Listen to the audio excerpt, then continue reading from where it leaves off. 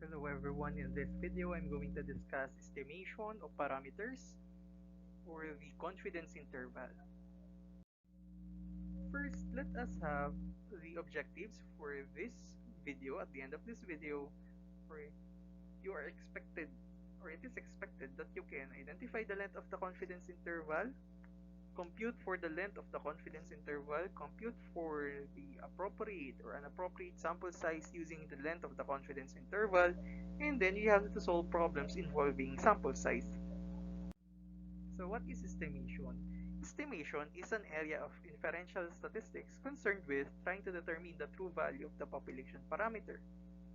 Estimator is any statistic whose value is used to estimate an unknown parameter because we do not really know the parameters. The realized value of an estimator is the estimate, meaning the value of an estimator, in other words, is called estimate.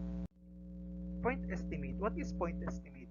When we say point estimate, it is a single value, meaning there are only one value used to represent the parameter of interest, while the interval estimate is a rule or a range that tells us how to calculate two numbers based on a sample date, forming an interval within which the parameter is expected to lie. Meaning, instead of using a single number or a single value in interval estimate, we use a range of values so that we can be confident that the true mean or the parameter lies between this interval estimate. Now, the degree of certainty attached to an interval estimate for the unknown parameter is 1 minus alpha. And this alpha is the level of significance or the percentage of error. And subtracting the percentage of error to 1 will give us the level of confidence. How sure are we? We can be 95% sure, 90% sure, or 99% sure. So these are the parameter: population mean, population standard deviation, and population proportion. Well, these uh, are the statistic, the sample mean, the sample standard deviation, and the sample proportion. Okay? So, interval estimation of the mean of a single population. Say we have confidence interval for mu, or the population mean, in case that the standard deviation or population standard deviation is unknown, in which most of the time it is not the case. Okay? But if x bar or the sample mean is the mean of a random sample n from a population with known variance, okay, 1 minus alpha times 100% level of confidence interval mu is given by, so the mean or the sample mean will be subtracted by the error or the computed E, that will be the lower bound. The sample mean is always greater than the lower bound, and the sample mean is always or must be less than the upper bound, which is the mean plus or added by the error.